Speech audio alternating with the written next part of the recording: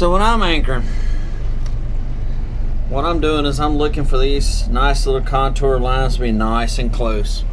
Now, y'all know as well as I do, sometimes they're not accurate. And you just don't know if he's really there or not, and you don't know whether or not that steep ledge is there like it's supposed to be. So here's what I do. I try to get my boat 90 degrees to the ledge. And I always try to cruise up the ledge at the exact same speed, no matter what. I try to keep it between 3 and 4 miles per hour. The reason for that is, if you start varying, say, going 5 mile an hour, up and down it, it's going to look a lot steeper than what it actually is. So if you go up one angle, one ledge at 5 mile an hour, then you go up the next angle ledge at 2 mile an hour, the 2 mile an hour one is going to look almost flat, where the 5 mile an hour one's going to look a lot steeper. I could go up and down this same ledge at 4 different speeds, and it's going to look like 4 totally different ledges. So if you're trying to find that one optimum spot to fish, make sure you keep your speed the same when you're going up and down those ledges. The other thing is, if you go down the ledge in a 45, guess what? It's going to look a lot flatter than what it actually is. So always try to go up and down them on a 90-degree angle.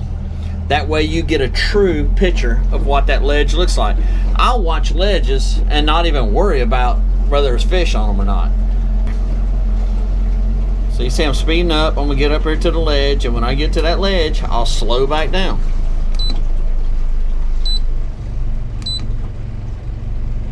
This is a good looking little area right here. So I'm gonna go right back down the same ledge, somewhere around that 4 mile an hour mark. I'm slowing down because I'm playing with too many buttons here. But see, that gives me a really good idea of what that ledge looked like steepness wise.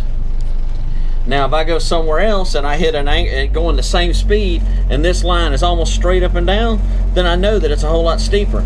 But if I went across this exact same ledge slower, this ledge is going to get flatter and flatter and flatter by how slow I'm going.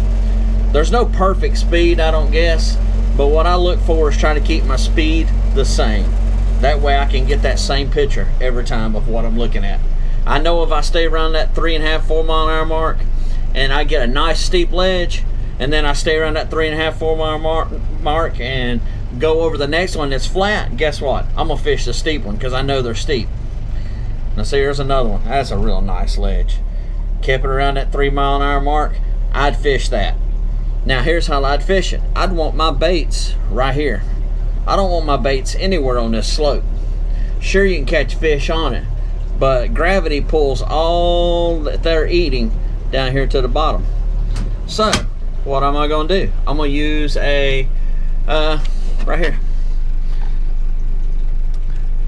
Works perfectly. I'm going to show you how I do it. Okay, I'm watching the depth finder right now. I'm waiting for that angle to start to go up. I'm hitting my ledge here. I'm hitting it at a 90-degree angle. All right, I'm just starting to see the ledge. Normally I'd undo it. Throw it out. Now, that's about 20 to 30 feet from where that ledge starts. Reason for that is now I have a throw point. Now I know once I get my boat anchored, I want to be, I don't know, 100, 150 feet from that buoy. I got 100 feet of rope. I can back up. I know when that rope stops that I'm going to be right at the top of this ledge. Right now, I'm up on the ledge about 50 foot. You see my marker buoy back there. I'm going to back up. I'm going to throw to that marker buoy, even though I know it's about 30 foot out from the ledge. Throw out to it. It's about 35, 40 foot deep there. Lock your reel down. Let the line swing back. The reason for that is you'll hear people, oh, there must be current. That's why you reel it in and you got all this garbage all wound up and your line's twisted a million different ways and the line's wrapped around like that. Well, I hate to tell you this, but that happened the minute you threw the line out. Had nothing to do with the current.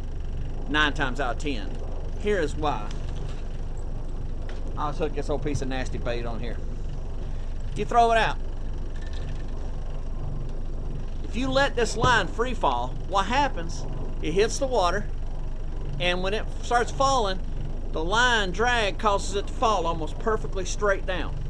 Well, when this line's falling perfectly straight down, this bait's up here. And this bait's going around and around and around this line the whole time it's falling. Just like this. So, it's doing that the whole time it's going down toward the bottom. So when it hits the bottom, that's what you wind up with.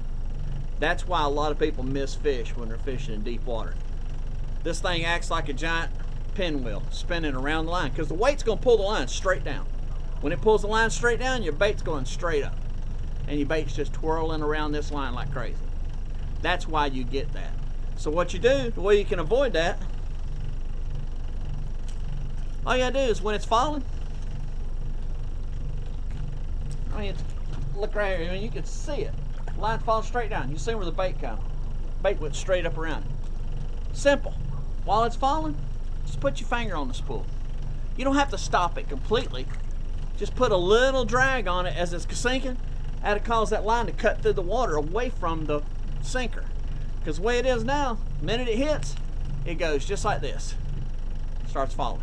You put your thumb on the spool, it gets like this. The bait's falling over here, it's staying away from your line. It's not wrapping up. I hope that tip helps somebody.